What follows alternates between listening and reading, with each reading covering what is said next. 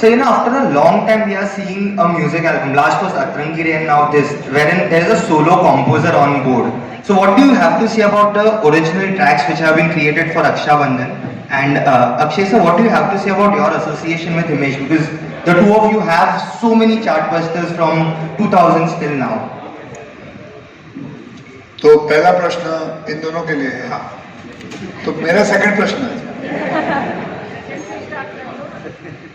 Solo. हाँ, solo नहीं, मेरे लिए तो फ्रॉम द डे वन जब फिल्म बनाने की बात चलती है और एक कहानी पे हम काम शुरू करते हैं, तो उसी दिन मुझे ये पता होता है कि वी आर गोइंग, बिकॉज मेरे लिए म्यूजिक कंपोजर सिर्फ एक गाना नहीं होता. जैसा कि अभी प्रेरणा ने भी बोला कि वो सोल होता है आपकी फिल्म का. तो सोल 3-4 सोल तो नहीं होते एक बॉडी के अंदर, एक ही सोल होता है.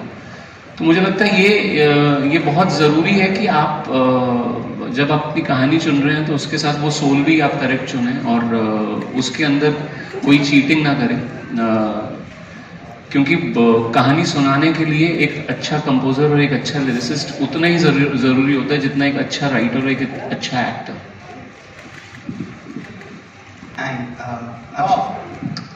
मेरा और हिमेश हमने पता नहीं काफ़ी फिल्में कर ली हैं साथ में, और मैं इनका बहुत शुक्रगुजार हूँ. इन्होंने हर म्यूज़िक मुझे बहुत ही बेहतरीन दिया है, चाहे वो फिर हेरा फेरी हो, एतराज़ हो, नमस्ते लंदन हो, हमको दीवाना कर गई हो.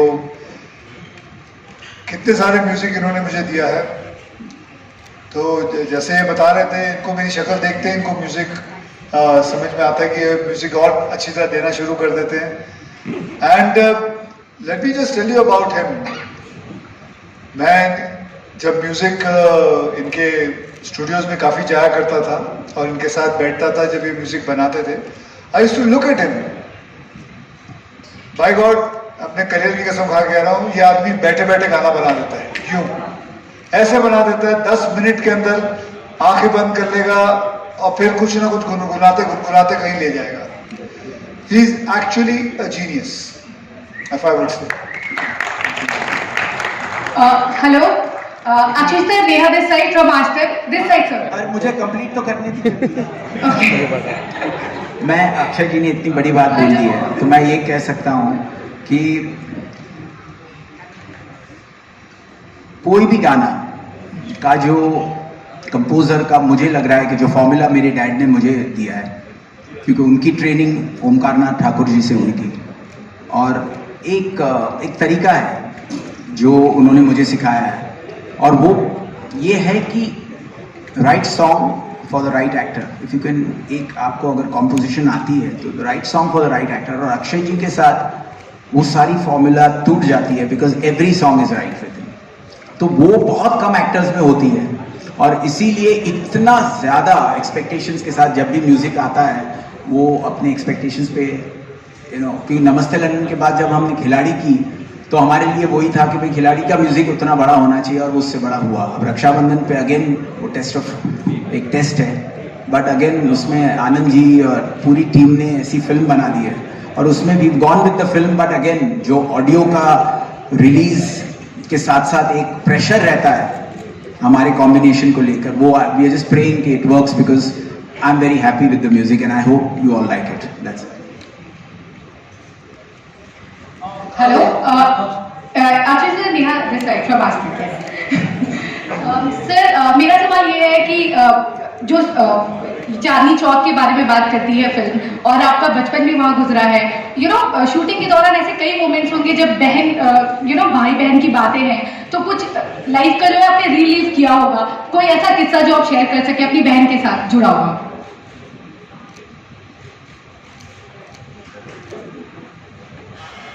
कोई ऐसा किस्सा जो अपनी बहन से, तो बहुत सारे किस्से हैं.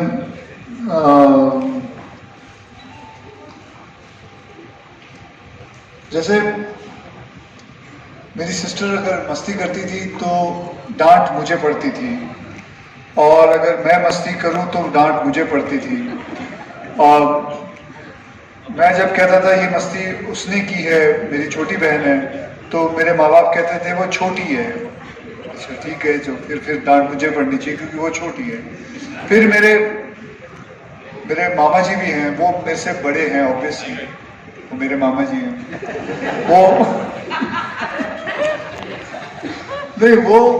वो भी मस्ती करते थे, तो भी डांट मुझे पड़ती थी क्योंकि वो मेरे माँ बाप कहते थे बेटा तू छोटा है। तो मेरी आज तक समझ में नहीं आया कि मुझे क्यों डांट पड़ती थी, चाहे मैं बड़ा हूँ तो माँ पड़ती थी, छोटा हूँ तो पड़ती है।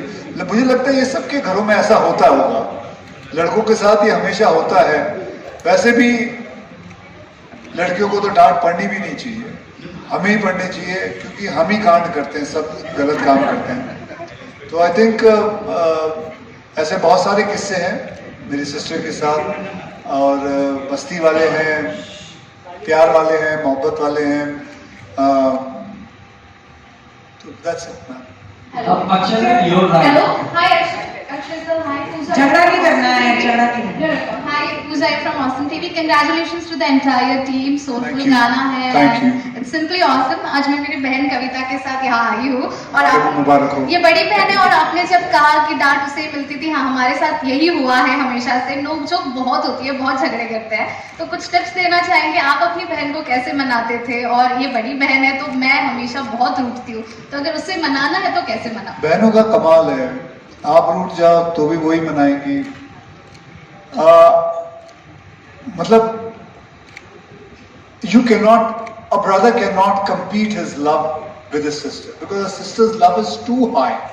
Being a man, I can tell you, whatever happens, घर का संभालना भी वही संभालती है। I lost my mother last year. मतलब मेरे से ज्यादा मेरी बहन पूरा का पूरा घर संभाली है। She is my mother. So it is, you cannot compare, I cannot give you a tip about all this. It is all in a relationship which happens, and there is no formula to it, there's no tip to it. All you have to do is just love yourself, love your sister or your brother, and that's it. That's all. Akshay sir, your right. Your right. I'm right, I know. This side right. Oh, right. Right. राहुलियन from the Filmi चर्चा।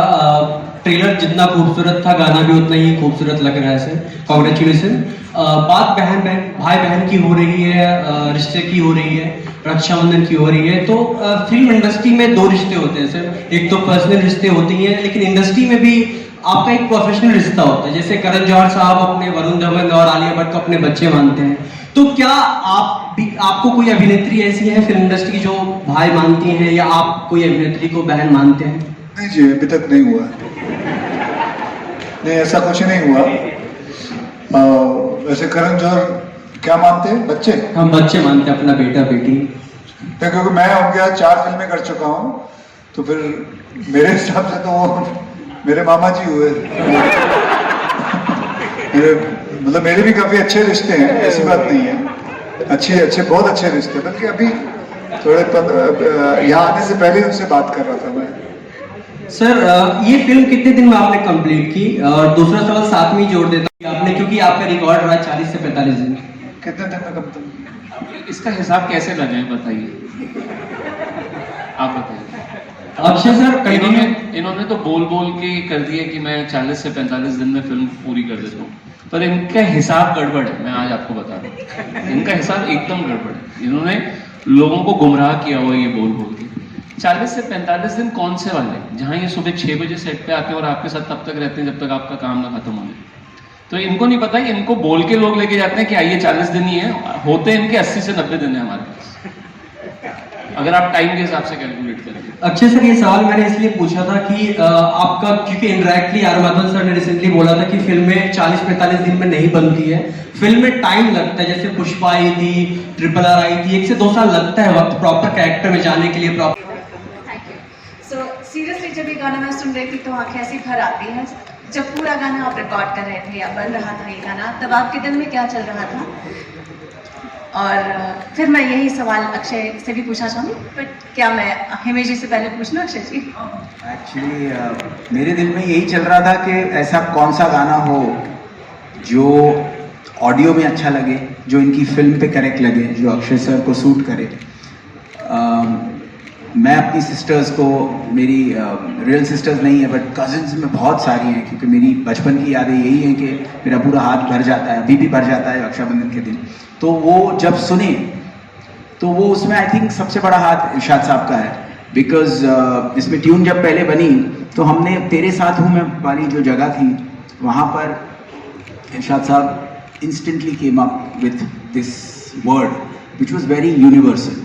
तो एक universal connect होना बहुत ज़रूरी है एक कोई भी गाने के लिए। मुझे लगता है कंपोज़र का वो बहुत फ़र्ज़ बनता है कि वो सिर्फ ये ना सोचे कि अच्छा ये फिल्म में उस कैरेक्टर के लिए जाएगा, लेकिन रिलीज से पहले जब आप वो गाने सुनेंगे, अगर आपने म्यूजिक बनाया है तो ऑडियो लवर्स के लिए बनाया है, म्यूजिक लवर्स के लिए बनाया है, तो उसके लिए भी सोचना है, लेकिन फिल्म को भी जस्टिफाई करना है।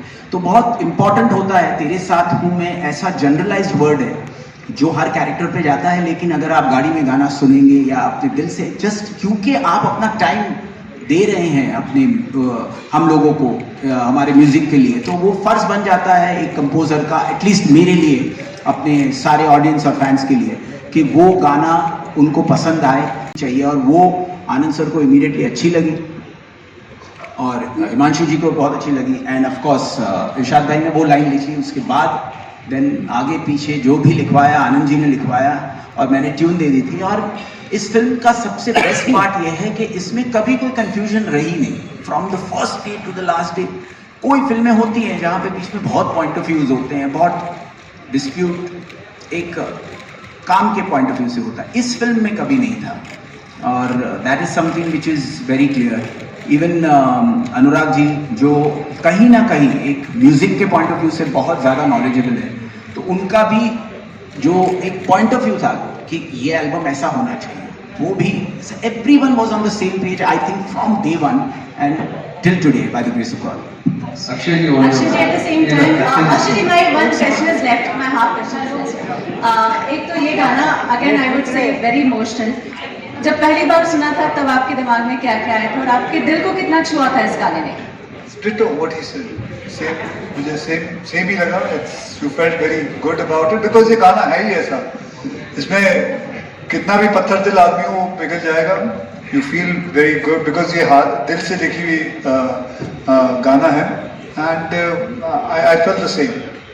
Thank you. Thank you. Himesh ji music में वो जो कंपोजिशन करने वाले हैं उनके बारे में कुछ बताइए, कितने गाने हैं और किस टाइप के गाने बनाना चाहेंगे?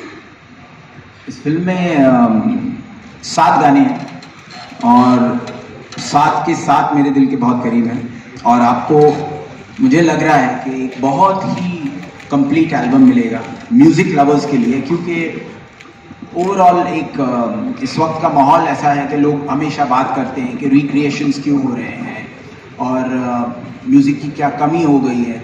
तो ऐसा नहीं है, सब कुछ जब सही बैठ जाता है तो वो एल्बम है कि आप क्रिटिकली भी देखिए, कैसे भी देखिए, ओरिजिनल कॉम्पोजिशंस हैं और बहुत दिल से बने हैं, लोगों के दिलों तक पहुंचेंगे, इसी पूरी उम्मीद है। So I think it's a complete album. Hello, मेरा सवाल हिमेश जी से है, आरती सक्सेना।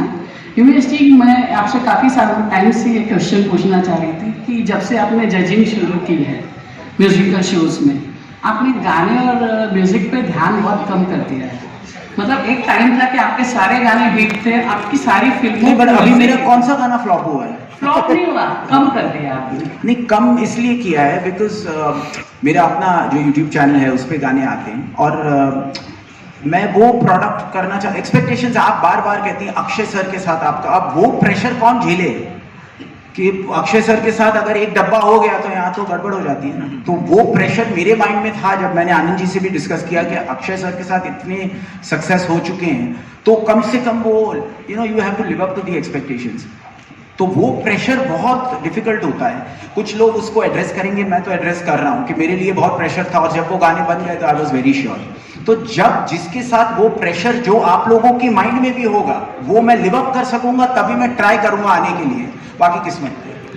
और अक्षय जी से मेरा सवाल है कि बहुत दिनों के बाद रक्षाबंधन पे फिल्म आई, तो इस लंबे दौर में काफ़ी ऐसी फिल्में आई रोमांटिक एक्शन, तो आपको लगा कि जब आपको ये फिल्म ऑफर हुई तो क्या फीलिंग थी आप में कि मतलब 4 बहनों के भाई होंगे आप और वो इमोशंस होंगे बहनों के लिए जो आपने अभी तक शायद नहीं किया है? मुझे इन्होंने सिर्फ 2 लाइन में कहानी सुनाई थी। मेरे पास मेरे ऑफिस में आए थे, सुबह का वक्त था, 9:15 बजे आए थे ये और हिमांशु जी।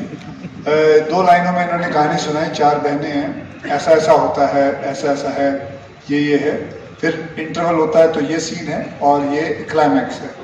तो मैंने कहा कि ये फिल्म करेंगे, ये बहुत ही बढ़िया फिल्म है, क्योंकि कुछ कहानियाँ होती हैं इतनी यूनिवर्सल होती है, इतनी दिल को 5 मिनट के अंदर छू जाती है। जैसे मैं आपको बताऊं, गुड न्यूज़ भी मैंने सिर्फ 3-4 मिनट की कहानी सुनी थी और मैंने ओके बोला था कि मुझे ये फिल्म करनी है। तो बाकी क्योंकि ये कहानी तो कोई भी सुनेगा वो हाँ बोल देगा, मेरा मैंने कोई नई बात नहीं की थी। और मेरा सवाल ये कि दोनों भाई बहन, आप दोनों भाई बहन, लाइक जैसे अभी दारा सिंह जी थे, उन्होंने ना मुमताज को एक बार बहन माना तो उन्होंने उनके साथ कोई फिल्म एज ए हीरोइन नहीं की थी, मतलब एज ए हीरो। तो ये चारों बहनें अगर फ्यूचर में आपके साथ एज ए हीरोइन आना चाहे तो क्या आप करेंगे, या ये बहनें स्वीकार करेंगे आपको एज ए भाई आगे? नहीं, क्यों नहीं करेंगे, इसमें कोई गलत है? ये देखिए, ये फिल्म है, ये फिल्म है, it's just a film, that's it. तो इसमें कोई सीरियस नहीं है कि इसमें ये मेरी बहनें हैं तो अब सदा के लिए बहनें ही रह जाएंगी और ये मेरे साथ सिर्फ बहनों का ही काम करेंगी। और ये भी नहीं है कि अगर ये मेरी बीवी होती तो सदा के लिए मेरी बीवी हो जाएगी। ये just, madam, we have to understand this is just a film. It's all about acting. That's it. Sir, hi, Akriti here from Absolute India News. Sir, first of all, congratulations. The song looks amazing, and even the trailer. Sir, I want to ask you that looking at the trailer, you know the small town vibe and the homely feel you have given to the film. Similar shades were seen in Tanu vs Manu, which was a blockbuster. So, can we say that Raksha Bandhan is also a blockbuster in making? ये मैं कैसे बोलूँ? हाँ, मैं ये बता सकता हूँ कि I have enjoyed making this film from core of my heart. This has been a very beautiful journey. अगर आप उससे इस चीज़ को आंकना चाहते हैं कि how in comparison to my other films, yes, I had a great time making this film. क्या ऐसे ही मुझे तनु वेड्स मनु के टाइम में महसूस हुआ था? हाँ, बिल्कुल हुआ था। और इट वो मेरे लिए वो एक हैप्पी सेट होना ना, वो माहौल होना बहुत ज़रूरी है। You have to be in love with everything what you are doing at that moment. तो ये वो वाली फिल्म थी। Also, sir, yesterday we saw Ramcharan sir and Dhanush sir tweeting about the trailer and praising the film. So, how do you look at the response, the kind of response the trailer has been receiving till now? I'm really happy and thankful to Dhanush sir and Ramcharan sir for doing this. And हाँ, ये अच्छा ही लगता है when you are appreciated for your work. Hello, Akshay sir, we are right here. Akshay sir. Hi, this is Nikita from India Films. Akshay sir, मैं ये पूछना चाहूँगी, ये काफ़ी इमोशनल सीक्वेंस है, विदाई वाला सीक्वेंस है, तो कोई ऐसा मोमेंट था जिसमें आपको आपकी रियल सिस्टर की विदाई के वक्त के कुछ लम्हे याद आए हो? बहुत सारे, एक्चुअली यू आर राइट। मेरी सिस्टर की भी शादी इधर सांता क्रूज सेंटोर पे हुई थी, सो काफ़ी कुछ वैसा ही था माहौल। एंड ये जिस हिसाब से इन्होंने की है चांदनी चौक में जो शादी हुई है, very north Indian kind of marriage it has been shown. So yes, इसमें काफ़ी यादें जुड़ी हुई थी मेरी।